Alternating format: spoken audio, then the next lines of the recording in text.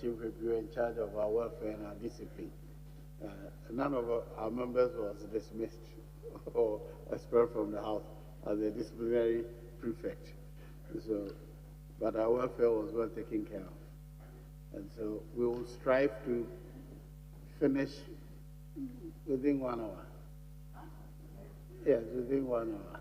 Yes, Honorable. Thank you, Chairman. I have one question. One question.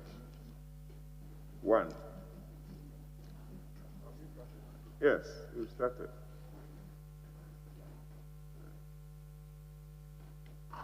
Minister,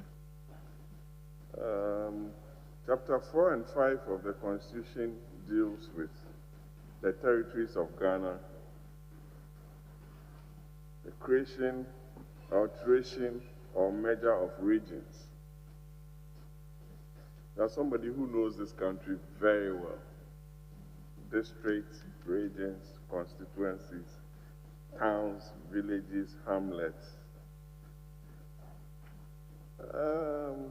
Minister, do you think some of the districts ought to be realigned and some new constituencies ought to be created for the effective management?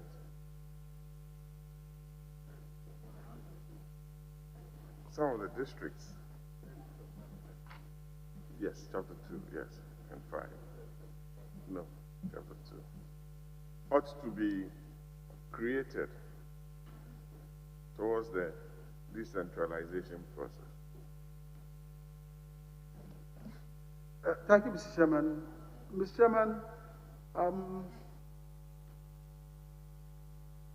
the business of decentralization, many members of society have written on it. The Ministry for Local Government, one of the institutions under it is the Institution for Local Government Studies, and the briefing I've received from them, they are even running a master's program. They have an office, an institute in Accra and one in Tamale. And many of our eminent citizens have written on decentralization, transferring power, responsibility, functions of central government to the local government units. It's believed that the more we do that, the more we have popular participation by our people. They take decisions that affect them. And at the end of the day, it will lead to improvement of the quality of life of our people, because they will determine best what is good for them. So that is it. And I want to believe that that is what has persuaded our earlier governments to move to 200 constituencies, to 230 constituencies, and now we have 275 constituencies, believing that the more people represent manageable units, they are able to, as it were, know the people they are leading better, interact better with them, understand them better, and they are able to represent them better. Then the same thing applies to when it comes to the district administration. I think many of us do remember, for a long time, Ghana had 110 districts. Then it came up, finally, as we speak now, by the list given to me by the ministry, we now have 260. So, and these are requested by our chiefs, by our people, for several reasons. But at the end of the day, as I tweeted earlier on, it's believed that when these sizes of the units, be it constituency or district, is divided or smaller, it makes it manageable and they can represent their people better. They go through processes. The Honorable Member referred to Territories of Ghana, Chapter 2 of our Constitution, Articles 4 and 5, which deals with the regions. And Mr. Chairman, it's important to note that in 1969, 1979, and 1992 constitutions, there's always a chapter on the territories of Ghana. And in all these, they did indicate or pointed out that if at any point in time, the nation decided to have new regions, or even to merge the processes that they will use. So I want to believe that even though you were talking about districts and constituencies, it's about the same principle. At any point in time, that is the consensus in the country that we should have these things. I'm sure there are principles and guidelines that we should all follow to. At the end of the day, make sure that we live in peace, that people will be represented better, and at the end of the day, people's life will be, the living conditions of people will be upgraded. For me, that is what it should all lead. Thank you, Mr. Chairman.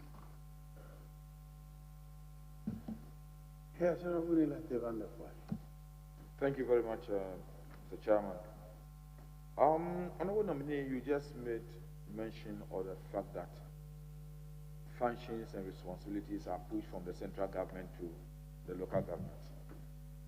Many have believed that these functions and responsibilities are not matched by fiscal decentralization. One of the main sources of fiscal decentralization for district MMDAs has been the District Assembly's Common Fund. Constitutionally, Article 2522 talks about not less than 5% of all total revenue. And you can also refer to the Supreme Court decision on Benjamin Kodo Kwashigan versus the Republic, where the Supreme Court came out clearly that government should not go below 5%. And when we talk about total revenue, it also includes even receipts from gold or from oil, cocoa, and the rest. To make the assemblies viable and be able to plan effectively their development projects, will you, on assuming office, accept what President Kufuor did, late President JEMS did, and John Dramani Mahama did, by increasing the District Assembly Common Fund to 7.5%? Now people are even advocating for 10%.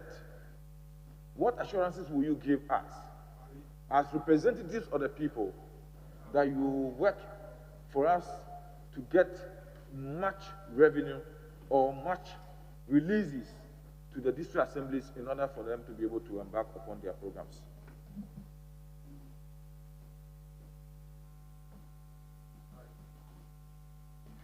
Thank you, Mr. Chairman. Mr. Chairman,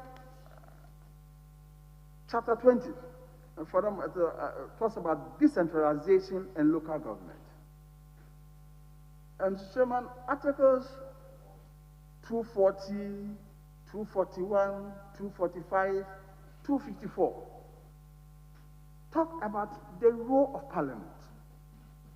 Mr. Chairman, with your permission, I may want to quote Article 240. Ghana shall have a system of local government and administration which shall, as far as practicable, be decentralized. Clause 2. The system of decentralized local government shall have the following features. A. Parliament shall enact appropriate laws to ensure that functions, powers, responsibilities, and resources, underlined, are at all times transferred from the central government to local government units in a coordinated manner. 2 talks about Parliament shall by law provide for the taking of such measures as are necessary to enhance the capacity of local government authorities to plan, initiate, and do other things. Mr. Chairman, you come to Article 2412. It talks about Parliament may by law make provision for other things. It talks about Article 245, 254 talks about the further decentralization that Parliament will have to do. Article 254 says that Parliament shall enact laws and take steps necessary for further decentralization of the administrative functions and projects of the central government. So I'm saying that, colleagues here, the Constitution and the Act, for that matter, Act 933, talks so much about what Parliament can do. And Mr. Chairman, incidentally, I was a member of the Parliament Select Committee of Local Government. And we had a lot of meetings, interactions, and the colleague who just asked the question was the ranking member. A lot of discussions have been had, and I think that together with the Select Committee and leadership, for that matter, should look at this, because what I've quoted so far, backed by the Act, Local Governance Act, talks about the role of Parliament. Because we cannot say that decentralization, chapter 20, is to hold it. And many of our people have written so much on decentralization. It's the in thing now. And you cannot just transfer the functions, the responsibilities, and the powers to the assemblies, and they are not resourced enough to carry out these things that will benefit our people.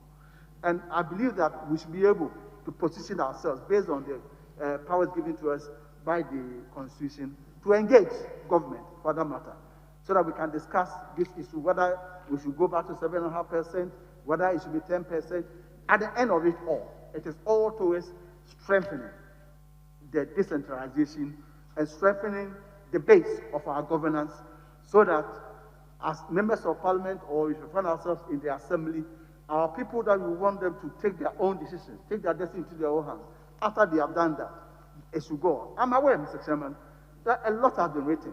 I've been briefed by the former minister, by the staff of the local government ministry. I've had briefing from the Institute of Local Government Studies. Chairman, I have a difficulty with that. Briefed in what capacity? I've been briefed as somebody, a minister-designate, who is coming to face this honorable house. Why are you in a hurry? And I was coming to meet leadership of who are going to vet you. You have to, I wouldn't use the word trepidation, but it's important to try to get an understanding of where you have been assigned to go and work. So you go and they give you a briefing. So many books have been given to us. Mr. Chairman, the point I'm trying to make is that apart from what the Constitution and the Local Governance Act talks about, we have so many of our people who are written on decentralization. And through this, I have some of these books here. They've written, there's a Decentralization in Commonwealth Africa, experiences from Botswana, Cameroon, Ghana, Mozambique, and Tanzania. We have local government practitioners briefed by local government institutes. Decentralization reforms in Ghana. Chairman, for our purposes, when you refer to your literature, quote, for our purposes, we are not interested in knowing book titles. How does what you have read make you a better minister of local government for Ghana? And how do you benchmark best practice of what you have read to improve decentralization in Ghana? We thank you for the reference. We'll look for it. But where you find something in any of the books useful, share with us. Mr. Chairman, I wouldn't say I've read all the books, but in the interaction I've had and some of them I've read, convinces me that we have people in this country, not even those who are written by those who don't hear from here. Decentralization reforms in Ghana, written by Professor Kwabena Ahoy, Dr. Kalisu Mahama. You have unfinished business of decentralization, political accountability of local government in Ghana. Our own Dr. Engineer Nana Atuata. They have been a district chief executive before. They have been a deputy regional minister. They have been a regional minister. Currently head of local government service. So I'm saying that, and many others, and they have many of the, they have written so much. We have, by the Local Governance Act, we have the Interministerial Coordinating Committee, who also produce so many documents and help in the implementation of local government reforms and decentralization. I'm saying that all these aspects, all this knowledge is here, and we can certainly rely on them, and then have a roundtable between and find out, is that where we want our decentralization to go? The pace, what are some of the bottlenecks? That's, it is being said here, the unfinished business. Then we can, together, especially having pointed out, which I'm sure, Mr. Chairman, we all know already, the role of Parliament in all this is, we can position ourselves as a nation and see how best we can drive this agenda. And especially so when His Excellency the President have found it necessary to now name the ministry by using the wording of the Constitution in Chapter 20, Decentralization in Local Government. And then, of course, the traditional one of rural development is added to it.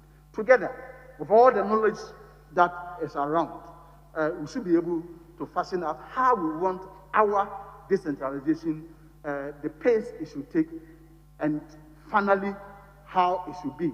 And we have the benefit of other countries who have actually made a mark in the decentralization process. Thank you, Mr. Chairman. Mr. Chairman, I want to assure the nominee that all this literature is mentioning focus on one thing, what he himself talked about, fiscal decentralization as the benchmark for functions and responsibilities in the local governance. So I think that is where I'm coming to next. One of the key issues or determinant of how much an assembly receives is also dependent on the IGF they generate. But you and I, over the period traveling across the country, will testify that some of the assemblies are just not capable of generating anything. Some of the assemblies make just about 1,000 cedis for the whole month because the only revenue source is market day. They don't make anything. How do we help those assemblies that are very vulnerable to be able, what innovative things would they do to be able to increase their sources of internally generated funds in order to meet some of the benchmarks that are required for them to get support from other sources? Thank you, Mr. Chairman. Mr. Chairman, in my interaction with people, I have reason to believe that they know a lot more in this decentralization and local government business. This matter comes up, and as the colleague also intimated, as a member of the Select Committee of Local Government, as in Wayne we have this, where these challenges were pointed out to us. It is true. Government will be well informed of this through the support of the various agencies and other institutions of government, again, including Parliament. But then we will have to come to a decision. Is it the case that if District A, based on where it is placed, can raise IGF 5 million Ghana cedis a year, District W, because of where they are, can raise only 20,000. And so, because through no fault of District W, they don't have ports, they don't have high-rise buildings, they don't have many of such big hotels, which District B is endowed with. They can collect the IGF and keep it and use it. Whereas some of the District W, which by all standards, the living conditions there is so bad, so low, they cannot raise that IGF, not because they don't know how to raise it or they are lazy. I know courses are run for them through the institute and other agencies on how best to raise IGF. But we all know that there are some areas that you just can't have it. So are we going to accept it as a nation? That if you can raise this, take it and improve upon the living conditions of your people. But as for me, once I cannot raise it, the revenue, the sources of revenue for assemblies, DACF, other DDF or depart as it's now called, and then IGF. So as for them, the very purpose and motivation for this centralization, that people will take decisions, but at the end of the day, their living conditions should improve. But when we all know that by the statistics, he gets 10,000, somebody gets 5 million. I've had discussions with the District Assembly Common Fund Administrator, and I'm sure it will continue. Something that the leadership of the House and all of us will do. I know that when the formula comes to Parliament, again, it is Parliament which approves the formula. I know there's a need assessment factor. But at the end of it all, if a district gets 5 million cedis or a certain amount, high, for IGF, and another district, because of where it is situated geographically in Ghana, through no fault of theirs, they can only raise 20,000. What's the bearing? Does that have any bearing in the, what do you call it? DACF formula and the distribution of money so that resources are equitably and justly allocated throughout the whole country. These are things that, Mr. Chairman, will have to face and discuss it. And all of us, members of parliament, who are also members of the assemblies, and then the leadership of parliament and the select committee, I intend that we will continue regular interactions and be able to reach a consensus on some of this matter. Thank you, Mr. Chairman. The truth of the matter is, those who generate more also generate more taxes into the kitty, from which the common fund is paid. So is it fair to deny them more just because they are able to raise more, whilst those who can raise more and probably don't even generate sufficient revenue into the national kitty are catered for better? Chairman, that debate can continue. The whole role of government, it is believed, is to support those who, through no fault of theirs, are in a very vulnerable state. Mr. Chairman, you know my political beliefs very well, but maybe on this occasion I'll borrow from my friends, my friends here. That in this case, it is from each, according to what he can produce, but to each according to his need. But for once, I'll believe in that. Mr. Chairman, my next is on a very controversial issue, and I hope my colleague will indulge me. Waste management and sanitation. Since the colonial days, and even today in certain parts of the world, in most countries, has been a function of local government. For the past 4 years, we've seen this function being exercised by another ministry, but on the ground, creating problems of environmental sanitation and waste management. Will you try to revisit this issue with His Excellency the President and say, Mr. President, you may have good reason why you created that ministry, but for now, we think that it's creating a gap in the management of sanitation and waste management in the districts. So will you reconsider and get waste management back as a local government function? Thank you, Mr. Chairman. Mr. Chairman, you agree with me that the ministries exist to help Mr. President formulate policies, programs, and they have oversight responsibility. At the end of the day, we all work together as a government in the service of our country. It is true that if you go to maybe the regions and the districts, you may not have a regional directorate for, say, the Minister of Sanitation. Neither will you have that as at the district level. But, Mr. Chairman, I do believe that that should not stop us from working together. When the policies come out from the Ministry of Sanitation, we in local government should see ourselves as partners in implementing some of these decisions. I don't think there should be any turf war at all. We should work together, and we should be able to do that. We have the District Assembly Common Fund. It's the duty of government. The budget that is prepared on behalf of Mr. President. And so if sanitation is an issue, there can be a directive that budget for this purpose, and the agency which will implement it should be given the necessary resources to do that. I do not think that should be much of a problem. I do not think so. But I'm certainly open for discussions and ideas, but not to go and talk to Mr. President about that. Another issue that has come up seriously is the role of traditional authorities in local governance. You agree with me that hitherto, even a colonial master saw the wisdom in exercising local governance through traditional authorities. Over the period, their functional role within the local governance system in Ghana now are withered. And I said, it creates a lot of problems.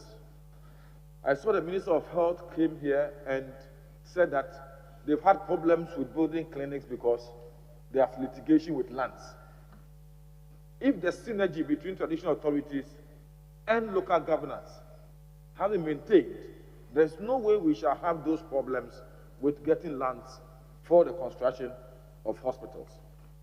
What are you going to do in order to rekindle that sort of interface between traditional authorities and local government administrations so that together we can work effectively to enhance and speed up development in the MMDAs?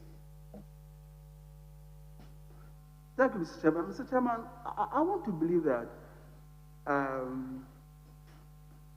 the role of our traditional institutions, which is for that matter, in national development, in the local government administration, is that even though you read Local Governance Act 936, amended Act 940, you don't see traditional leaders and chiefs mentioned as one would have wished to be there.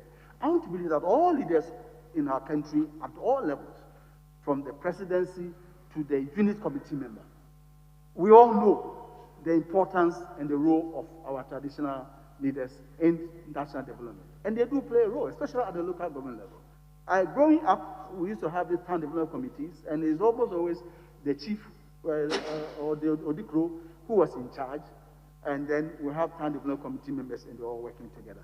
But they still do. I don't want to believe that there's any member of parliament here who will say that because maybe chief's role are not well so defined in the system, in our daily dealings, we do not deal with our chiefs. We do.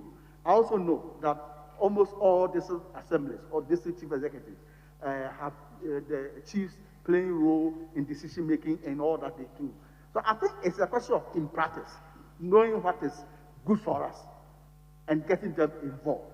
You know, I know that in my district, because of this, when it comes to budgeting, they move from major towns to the other and groups from villages, and they interact with the chiefs to find out things that they need in their community to help them in the budgeting process at the district level. I want to believe all districts do that. And if they do that, then it's possible for them to interface well with the traditional authorities so that many of these problems that we face, like getting land for development, still getting chiefs to beat the gong, to call attention to those who are committing this or this sanitation infractions and all that, they still have a role to play. And from what I know, and if I'm to go back to my experience I had in my former Ministry of Regional Reorganization and Development, the chiefs played a major role. They were the moving force, and it is clear, not that we didn't know already, we knew, but it was clear that they could solve help us solve many complex problems, and were able to help us move very far. And they still do. And I want to believe that any leader, at no matter level, at whatever level you find yourself, should know the important role of traditional leaders, and we should certainly rely on them.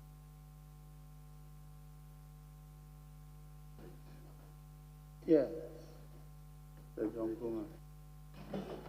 Congratulations, Honorable Nominee. The concept of decentralization,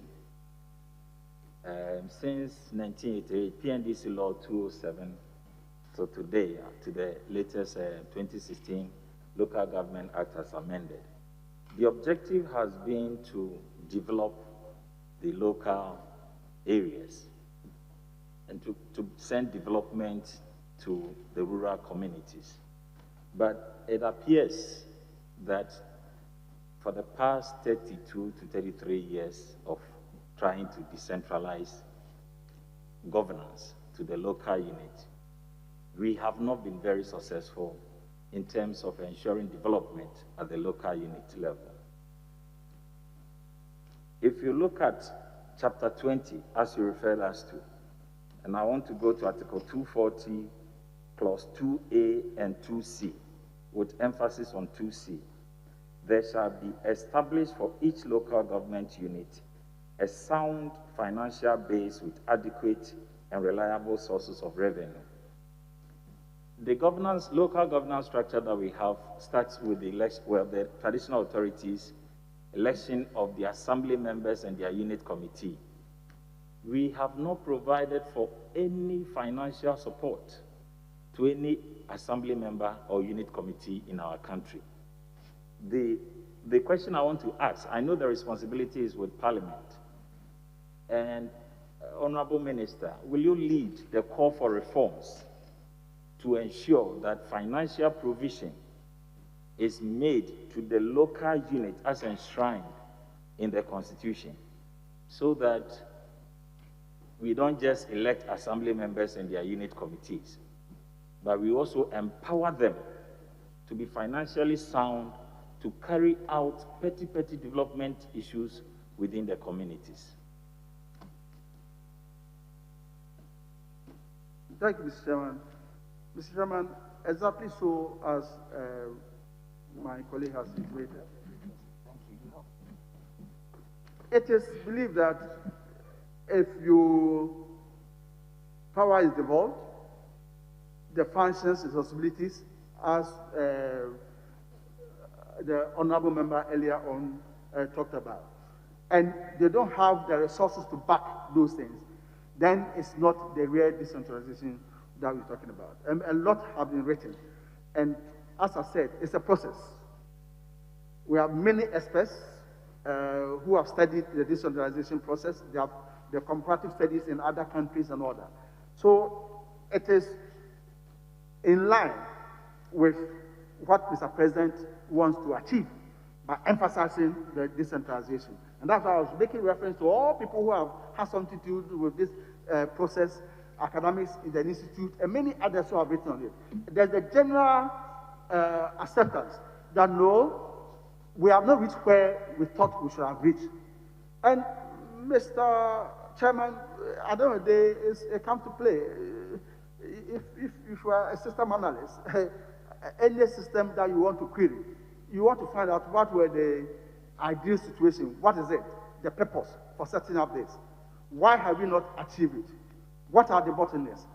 What should be done so as to overcome the bottlenecks in order to be able to achieve the purpose for which the whole process or the whole institution, and for the matter business, was set up.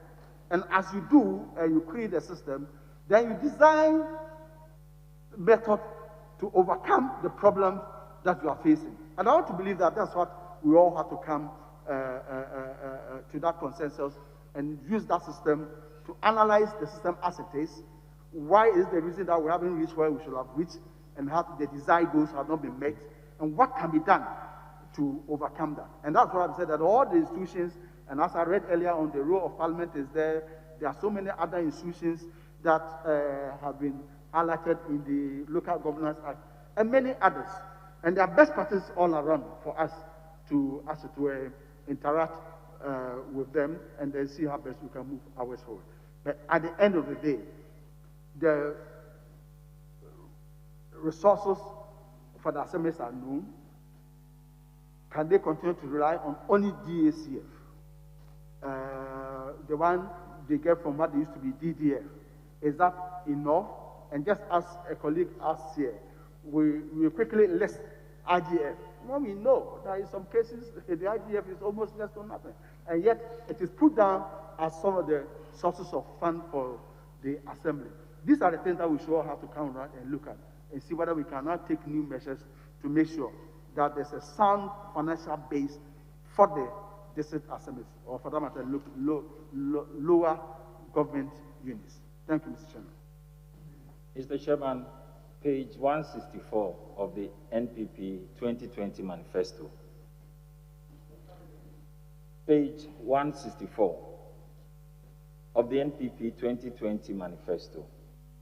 Under governance, it talks about ensuring integration of various government initiatives: one district, one factory, planting for export and rural development, one village, one dam, and other government initiatives to be considered as core deliverables for MMDAs across the country to stimulate local economic development.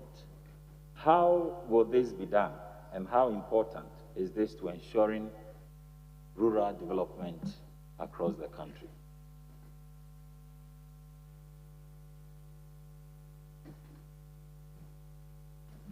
Thank you, Mr. Chairman.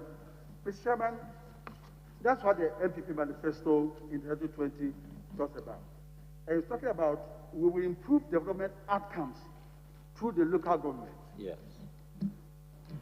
If you take many of the initiatives that President Akufo-Addo's MPP government started in 2016, is that many of them were based or anchored at the local government level.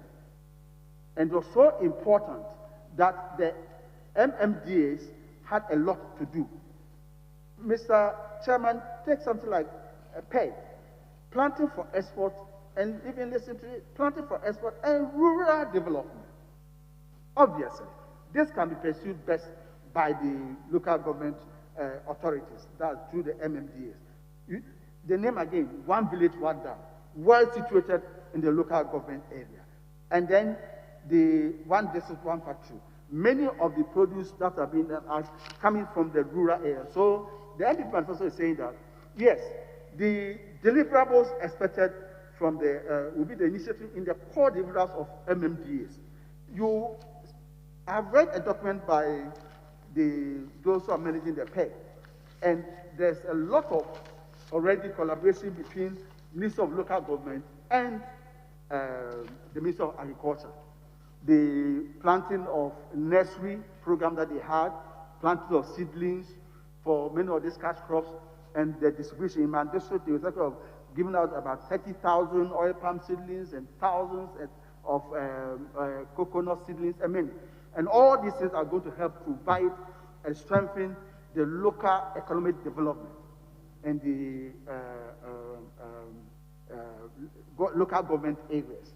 So yes, it is the case that many of these initiatives that were started in 2016 will be well anchored at the LMDAs, and the local government administration ministry, for that matter, is going to work closely with the MMDAs to make sure that the initiatives that were started, we improve upon it. The more we produce, if you are producing sweet potato in your area, it helps the local industry that is there, have been established there. It helps the local economy.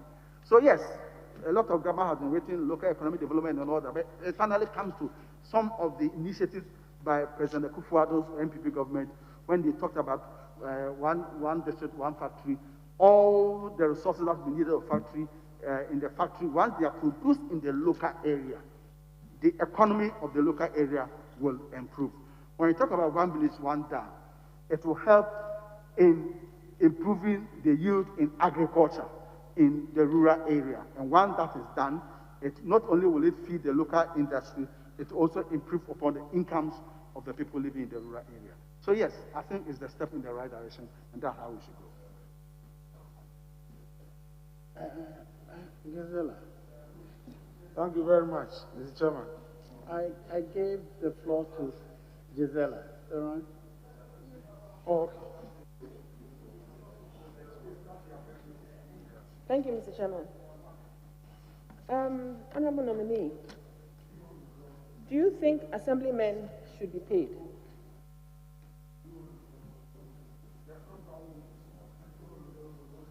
Honorable nominee. Yes, Mr. Chairman. Do you think assemblymen should be paid? Assemblymen and women should be paid? Thank you, Mr. Chairman. Mr. Chairman, assembly members, to the best of my knowledge, do not work full-time at the assembly. And many people who also get elected as assemblymen, some of them too also work, are paid by government from the same consolidated fund.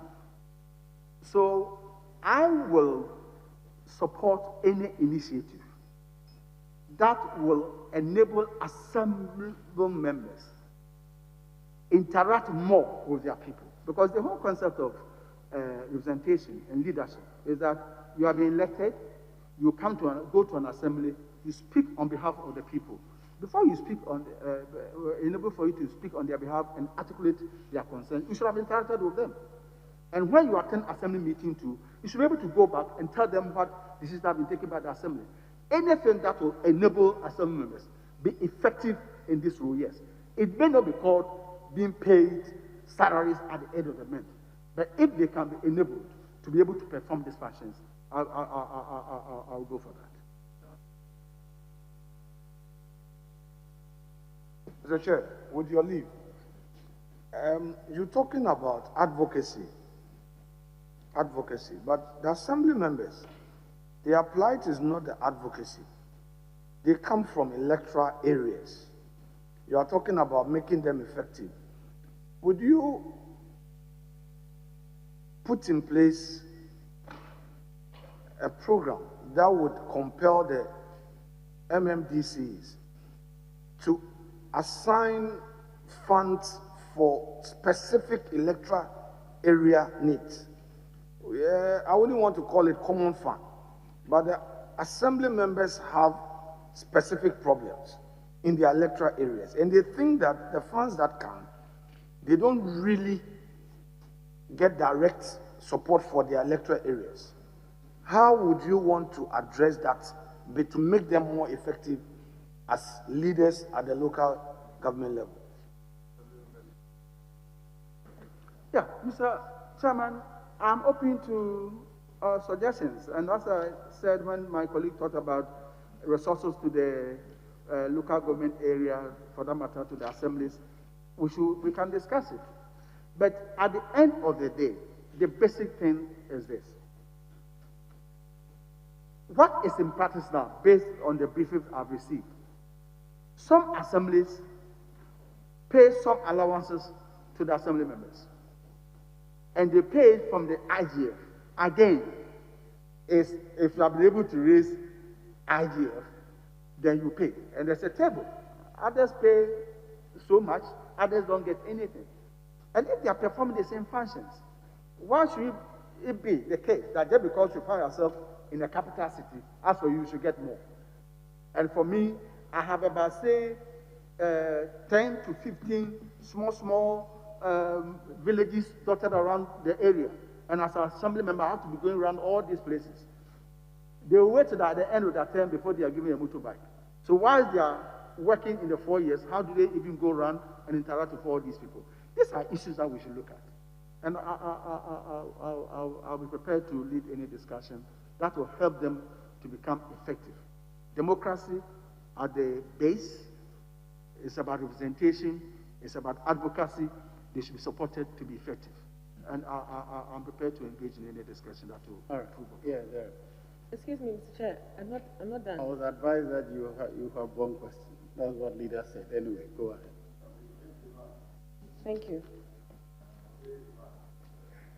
How will you ensure quality improvements in our towns, cities, and rural communities in terms of planning, layout, location of kiosks, slums, informal settlements, general zoning? It cuts across in almost every region that a lot of the communities, the assembly, the districts have planning issues. And how are you going to be able to effectively implement the Land Use and Spatial Planning Act 925/2016 and ensure that this act is properly implemented to the benefit of the district assemblies? Thank you. Thank you, Mr. Chairman. Mr. Chairman, at the end of the day, the laws are made. We are supposed to make sure they are well implemented to the benefit of the people we serve. And it's about building the capacities of the leadership at various levels. And I'm sure that through continuous improvement of their capacities, many of these things can be achieved. And it's boiled down to leadership. And I can promise that I will offer the necessary leadership in that regard to make sure that what we have all agreed to be the laws of the land, we shall all follow it, abide by it, and make sure that the we get the desired results. Thank you, Mr. Chairman.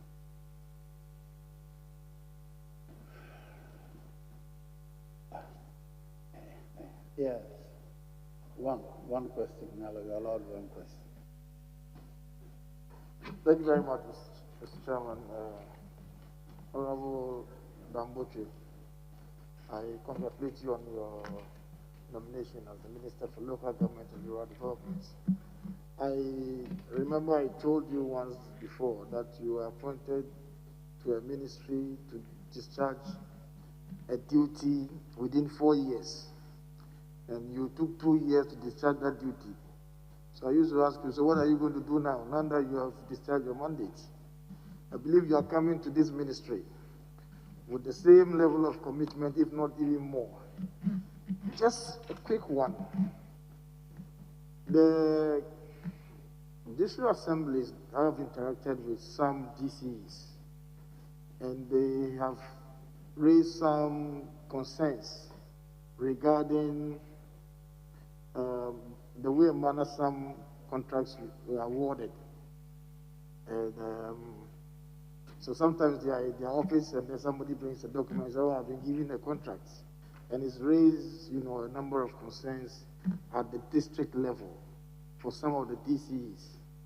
And in fact, the concerns are so serious that some of the constituents or the residents of the municipality or district believe that some DCs have gone to do some kululu somewhere and they have brought the contracts to the place. I think this is something that I should bring to your attention and see when this house approves you, how you can bring some, attention to that area so that some of these contracts are awarded at the district level for transparency sometimes. Thank you very much. Thank you, Mr. Chairman. Mr. Chairman, if I got the honorable member right, we are all from district assemblies. In our constituencies, we lobby, go around as members of parliament to get projects for our people. And then the assembly meets, they plan, they budget, and when resources come through their IGF, through common fund and central government, they use it based on the plans that they have. If for some reason central government have a project and it is brought to your area, I have some difficulty when some people complain about it. Is it the issue that they did not award a contract, or they have a problem with maybe how the contract was awarded in terms about the fact that maybe they could have used X amount to execute that contract, but instead of that, they have used X minus Y amount to execute their contract. If that is the case, then I can understand. Other than that, if you came to my constituency in Okre, and beyond what we get from the common fund, central government brings about 5, 6, 10 projects there, I will not be interested in who awarded the contract. Once my people benefit from it, I'll be so happy. So when people begin to worry about who awarded the contract, why is it the case that we didn't award it? Unless the other issue is that maybe based on the plans that they have, which they got through the interaction with the communities, and a project is being imposed on them which they don't need, that's a different matter. But if they need a project and it's been awarded to them and it's been executed, there's value for money, they can get their money's worth of it, and there's no problem with the contract, I'll be surprised that they also have complained about it. Yeah, Derek. One question. Oh, I thought mine is straight, Mr. Chairman. Mr. Chairman, I wanted to say thank you for the opportunity, but because of one. Honorable nominee, in 2018, the Auditor General reported that Metropolitan Municipal District Assemblies mismanage the common fund to the tune of 120.5 million Ghana cedis. In 2019, it is reported that the figure has increased to 124.8 million Ghana cedis. What do you think must be done to ensure judicious utilization of the common fund in our assemblies?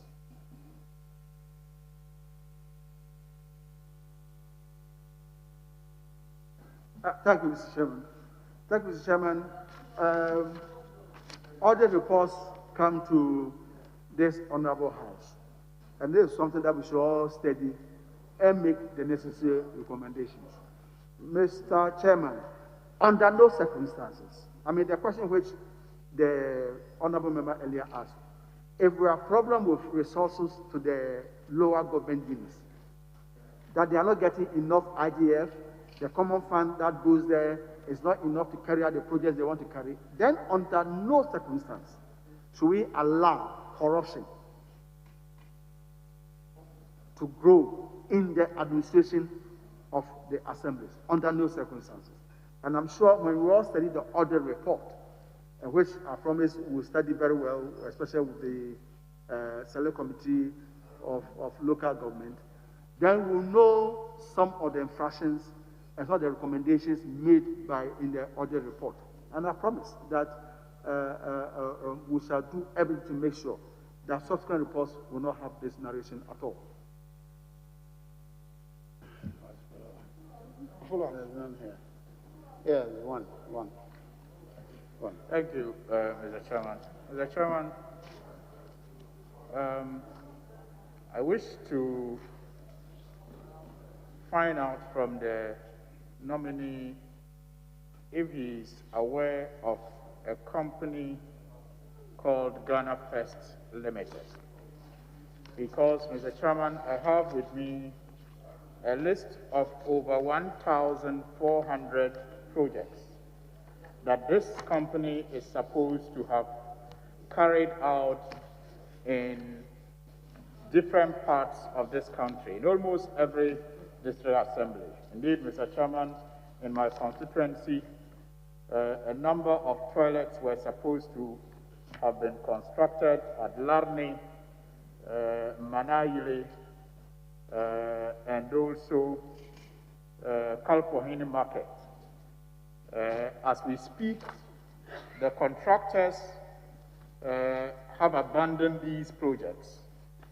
And I have with me letters of introduction, one signed by Honorable Joseph Kofiada, where in part it says the Minister of Sanitation and Water Resources has subjected the facility to technical and financial reviews, and its viability and sustainability is not in doubt. Another one signed by Honorable Obiamwa, Deputy Minister for Local Government, introducing this company to the assemblies to carry out these projects. Ghana First Company Limited, a letter of introduction. So this, Mr. Chairman, gave this company the, if you like, believability for the assemblies to deal with. As we speak, like I indicated, the projects have all been abandoned. The communities keep asking when those projects will be completed. And indeed, Mr. Chairman, when the Vice President launched the government tracker, these projects were captured as projects that were under construction. And it is in the government tracker. But the contractors are yet to receive a penny for the work that they have done. So I want to know if the nominee is aware of this company, Ghana First, and if he is not, will he, if he is eventually passed by this House, after this vetting, if he is lucky to be passed by this House, look into this matter and resolve it, not only for the contractors who took loans to undertake these projects, but also for the communities who need these projects in their communities. I thank you. Thank you, Mr. Chairman. Mr. Chairman, as a member of the Select Committee of Local Government, in our interactions ahead of complaints about this Ghana First, and in the discussions, one wasn't sure whether the project is being spearheaded by central government or it is a partnership between some agencies of government and the private sector, or it's purely private sector driven, just that they wanted government to support them one way or the other without any legal agreement between this private company and agencies of government. It's something that we'll have to study. And I'll certainly contact the honorable member. And it did not appear in the handing over notes that I have seen so far from the ministry. But you've mentioned names of ministers who used to work in the ministry. They'll be available. We'll find out. We'll first have to interrogate. Do the people need the projects? What was the funding arrangement? Can something be done about it so that the people can still benefit from the project and still satisfy the earlier agreements of coming from the private sector? It's something that we'll have to study and come to a conclusion. So I promise that there's something that we should all be able to put our heads together and find a amicable solution to it. Thank you, Mr. Chairman. Thank you very much. Yes, Honorable for Surgery. Yes, Mrs. Okay. Related to this, if you are giving the nod, you will be supervising the MMDCs, and they are also responsible for sanitation in the district and the municipalities. How are you going to work closely with the Ministry of Sanitation to end open defecation and also end the huge refuse in the center of towns and our villages, from Botwe to Cape Coast to Jamatimfoni to Tobodom to all the villages and cities that you can think of? How are you going to collaborate with the Minister for Sanitation to end open defecation and the poor sanitation generally? Thank you, Mr. Speaker. Mr. Speaker, in answer to a question earlier, I talked about the cooperation that will exist between local government, decentralization, rural development, and Ministry of Water and Sanitation. We'll work very closely together. Many of the programs and the projects, policies will be routed through, its implementation will be routed through the assemblies. And in the basic functions of the assemblies, the average Ghanaian knows that sanitation is very core in the work of the. We cannot talk about local economic development, and we won't talk about the health of the people at the local area. If there's open defecation, if refuse dams are becoming hills and they are there for mountains for a number of years, it affects the health of the people. Many assemblies are now also promoting tourism. And these are all things that we should all work together to ensure that when we say we want to have governance at the local level, what we want to see at the central level should also be seen at the local level. I can assure the honorable member that there's something that we will take very seriously and work with of all relevant agencies to achieve a clean environment in the local government area. Thank you, Mr. Chairman. Yes, Honorable Susu. I hear you get the last one. Yes, Thank you, Mr. Chair. Honorable nominee, one of the major sources of funding for the assemblies is property rates. What I have observed is that we do not have a uniform system across the country for collection of property rates. Somewhere in 2019, the Ministry of Local Government and Rural Development actually signed a memorandum of understanding with the Land Valuation Division. What is the status of this memorandum of understanding which is supposed to allow the Land Valuation Division to value properties for the purposes of collection of property rates. Thank you, Mr. Chairman. Mr. Chairman, when earlier on I was pointing to some of these books and programs that have been supported earlier on by various agencies, I was trying to reiterate the fact that some of these things have been known. People have always discussed our property rate collection. A lot of people have written. When I talked to the head of the Institute of Local Government Studies, that these are all things that are known, that in the best practices, they rely a lot on revenue from property rate. Why is that we are unable to, as it were, maximize on that? There have been the discussion on the fact that based on some laws, on act from Land Commission Act, it's only Land Valuation Board or authority which can certify valuation of properties. And therefore, if you, as it were, went to anybody's house and said that you want to collect property rate, the person can, as it were, refuse because by law, it should have been valued and certified by Land Valuation Board. Whereas in practice, there are some assemblies who also collect property rates. I have my property rate bill from District Assembly that I pay. Many other people, and you can link it to the question somebody posed earlier about the role of chiefs. Once people are sensitized and they know that when they pay property rates, it will improve upon the revenue of the assembly and they will use it to their benefit, they will comply. I don't think people in our areas who are paying property rate are strictly asking the assemblies, have you brought Land Valuation Board to come and value for you to bill me as they have billed me 500 cedis and I have paid. So it's something that we will look at.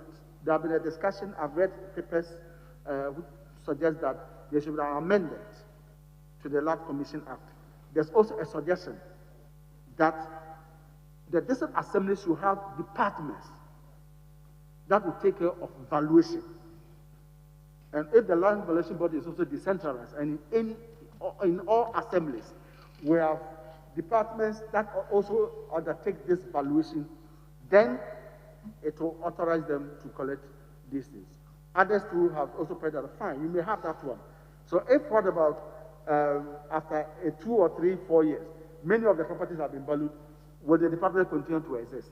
I've met people who have been working on this thing, and if by the grace of God I get the nod, this is something that we all, as it were, will put our hands together, because it cannot be the case that in other dispensations they are able to collect property rate and use it for the development of the local government area, and we are unable to do it.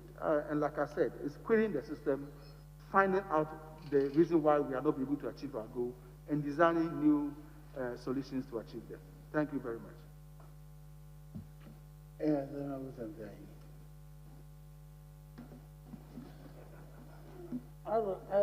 you very much, Mr. Chairman. Mr. Chairman, my question is on Article 248, 1 and 2. Article 1, 248, 1 and 2. And I want to, with your permission, I want to read the 2. A political party shall not endorse, sponsor, offer a platform to, or in any way campaign for or against a candidate seeking election to a district assembly or any lower local government unit. Mr. Chairman, this is the law, but all of us here know that on the ground, that is not what is going on. during assembly elections, we know who is contesting from NDC side, from MPP side, from whatever political party. Mr. Chairman, sorry? And those who are independent.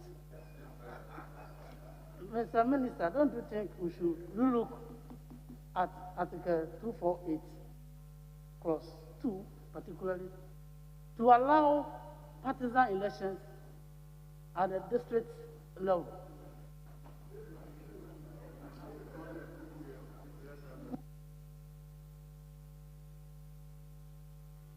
The one we objected was the district chief executive, not the assembly elections.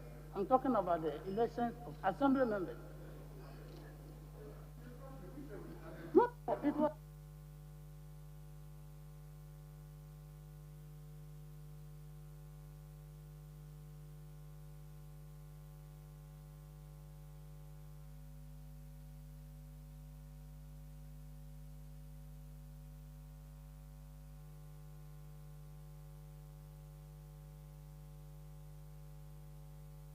Honorable Minister Nominee, we are waiting for your answer. Oh, okay. Sorry. Sorry, I thought honorable member was. People are reminding him Trying to of his reconcile. position when the matter came up. Reconcile his party's position on that matter. I thought honorable member was trying to reconcile with his party position on this issue. Mr. Chairman, the nominee should know that he is appearing before the appointment committee. And he should choose his words carefully.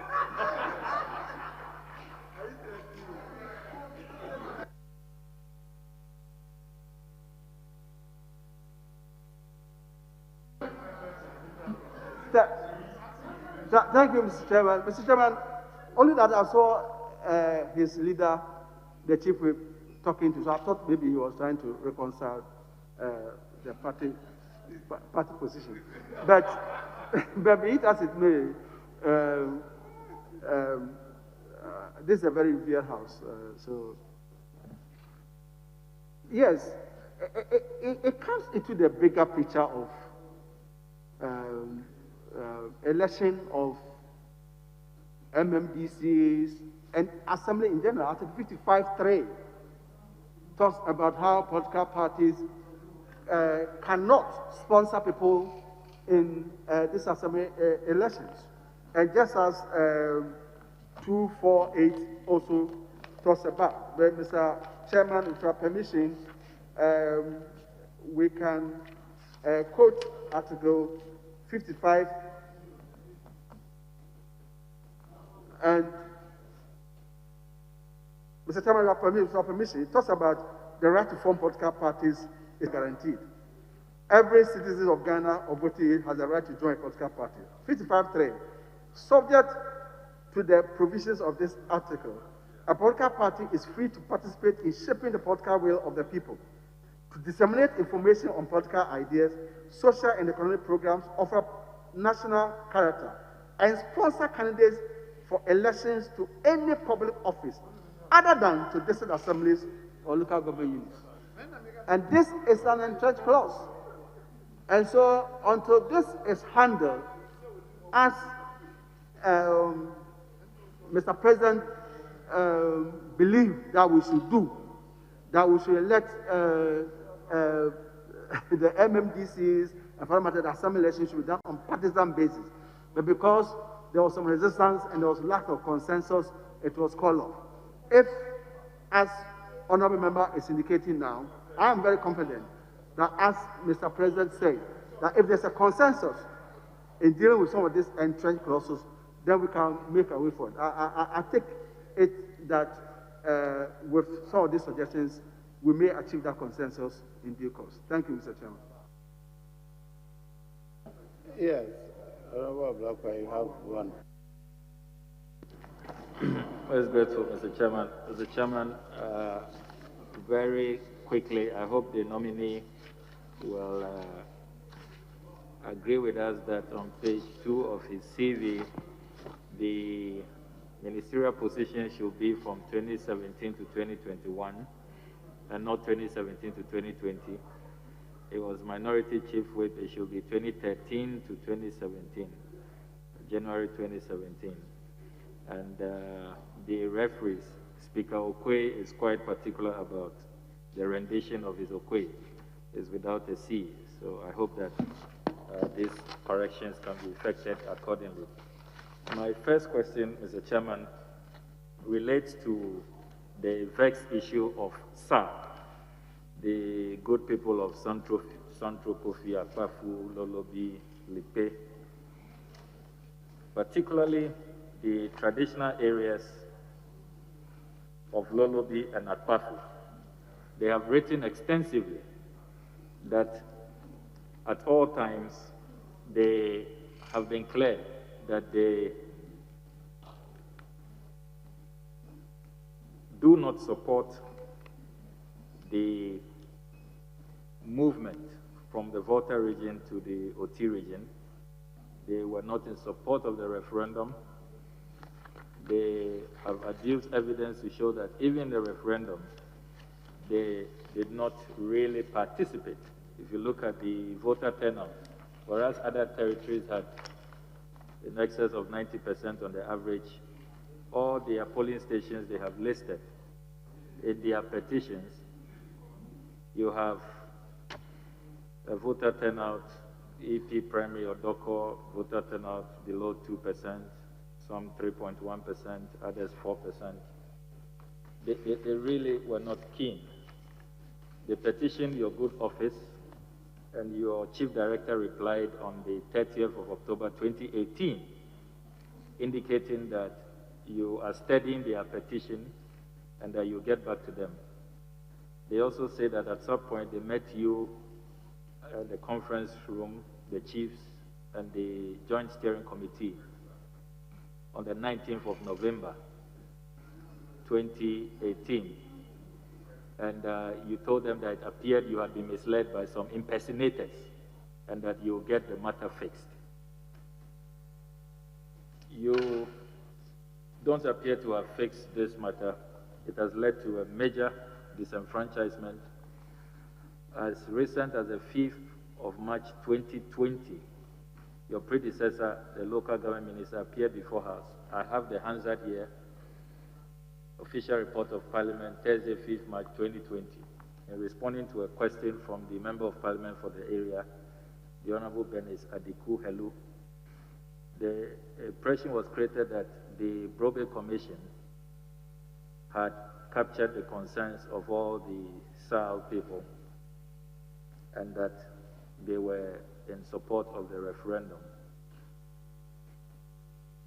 The facts emerging from the chiefs and people of SAL point otherwise.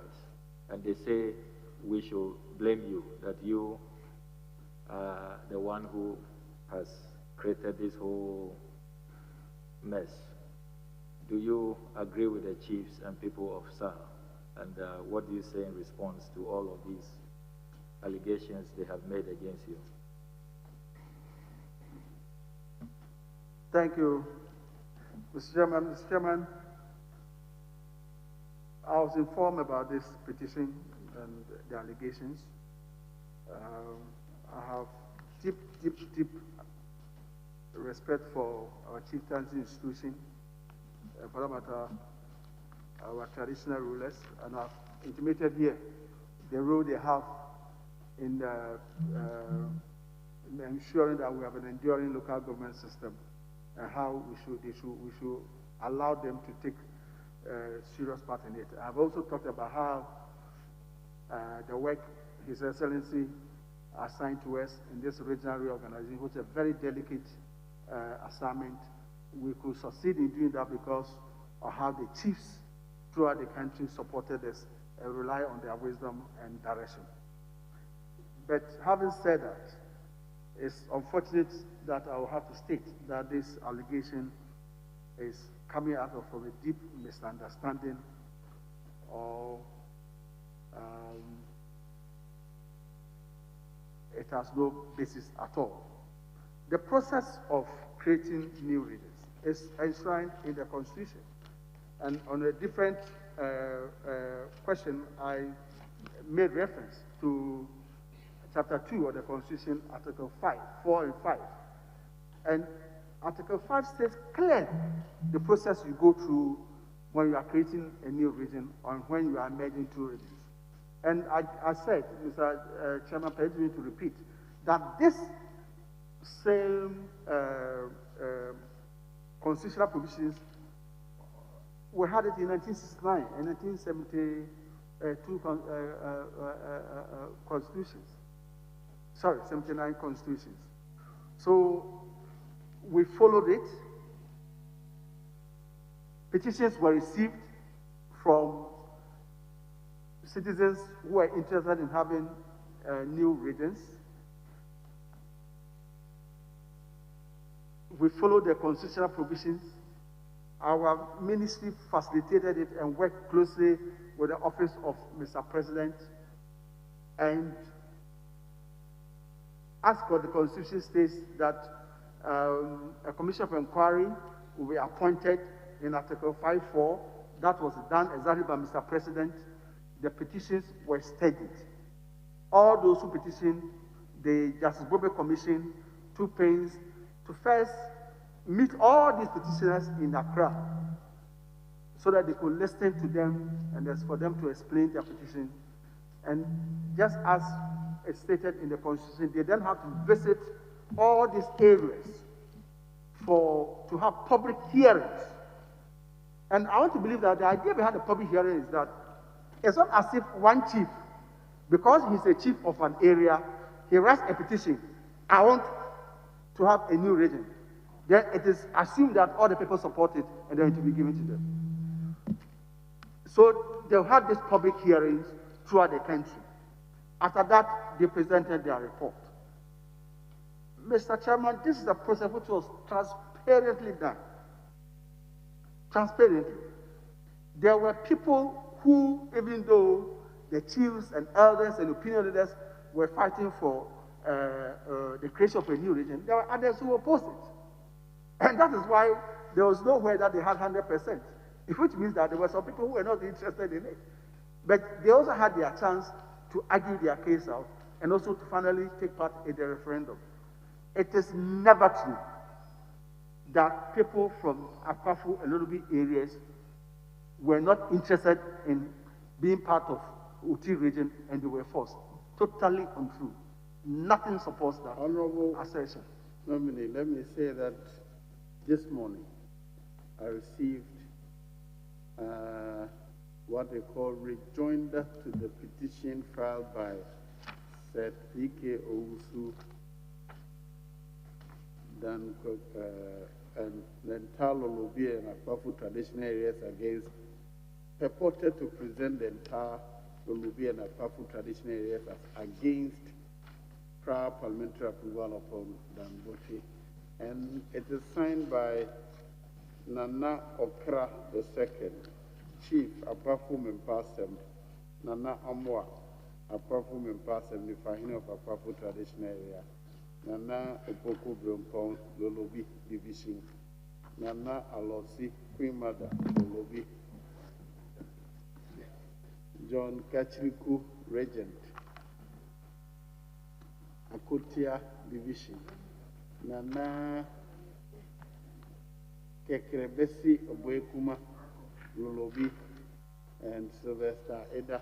And they said that they had always supported the creation of the district and they are not part of any petition which says you should not be approved by the commission. I received it this morning. I've shown it to the leader. So just to address the point you made. Yeah, thank you, Mr. Chairman. My attention has been brought to that. And I knew that was the case because the petition, as was forwarded to me, was signed by one set, K.T. Owusu, member JSC for on behalf of the chiefs and people. I would have expected that a chief of Lolobi and the chief of Akwafu will have signed such a letter. But for any group of people to have a letterhead and somebody signs that he's signed on behalf of the people, I'm surprised that it's not even me taking that serious. Because, Mr.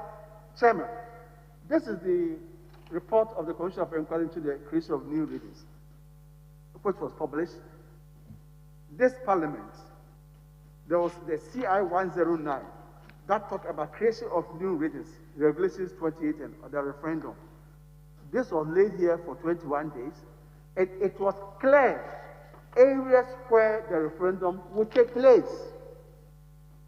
There is no point in time where people said that, no, we don't agree to this, and we are being forced. It's clear. When it comes to OT region, the places where the referendum is to be held. And Mr. President, this is based on what the Constitution states. In Article 5.4, which I probably say, Mr. Chairman, I'll read, where a commission of inquiry appointed under clause 2 or 3 of this article finds that there is the need and a substantial demand for the creation, alteration, or merger referred to in either of those clauses, it shall recommend to the President that a referendum be held, specifying the issues to be determined by the referendum and the places where the referendum should be held.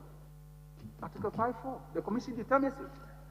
They determine it after all this public hearing and the consultations.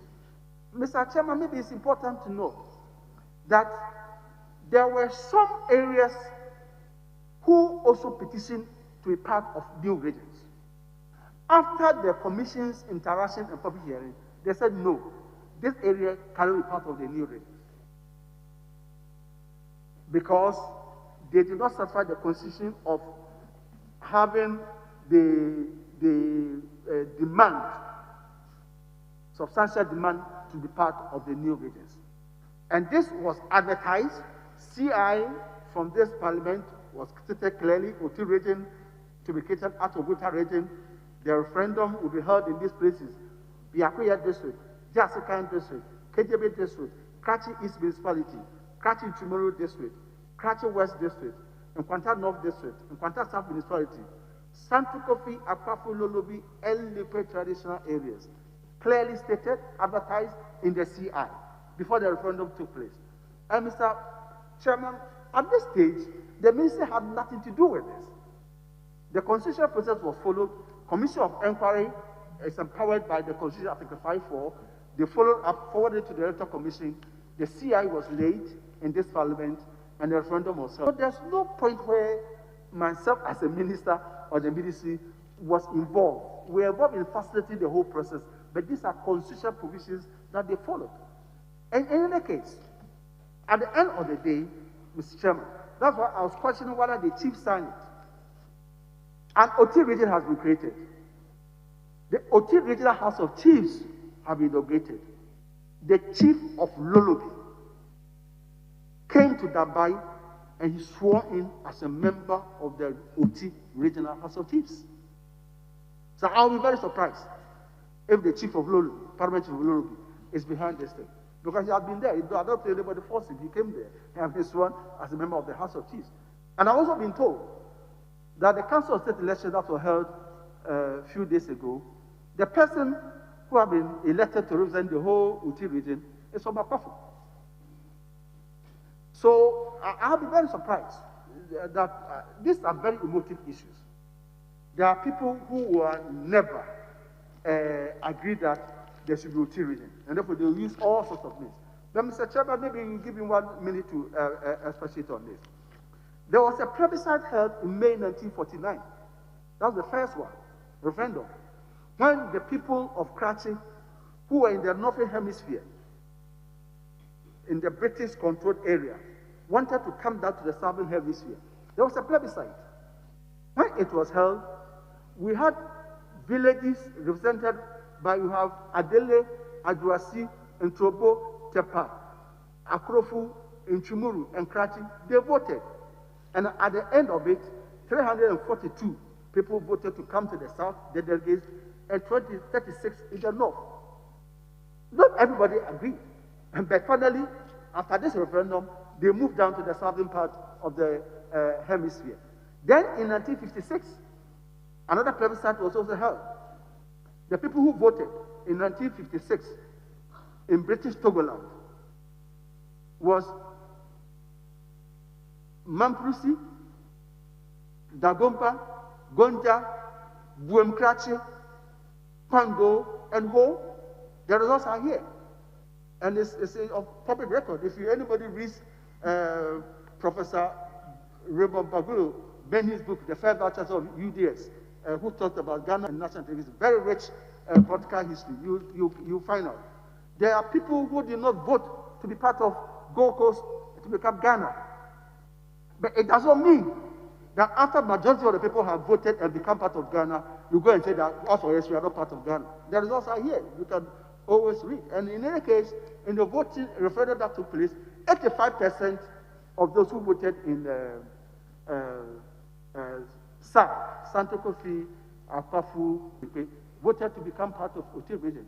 And that is it. So the petition is totally without any base. The ministry did not determine, did not force anybody. They went through the constitutional process. A commission of inquiry was formed. Their report was publicly published. The process that should go through with the Electoral Commission, it came to this House Parliament. The CI was laid, federally approved after 21 days, stating where the referendum should take place. It took place, and I can assure you, majority of the people there are happy. In actual fact, Mr. Chairman, I will add that the people from all the sad areas were in my office in 2020 to put pressure on through us to Mr. President to let them have their districts. And there are records of the ministers, all the chiefs in Lilobi, the chiefs in Akwafu, Lepe, they all came. And in fact, they have formed their own joint coordinating committee to determine where the capital should be. And when they voted, it was even a deadlock. And they said, well, then they'll leave it to Mr. President to determine where the capital should be. That was even before the district had been created.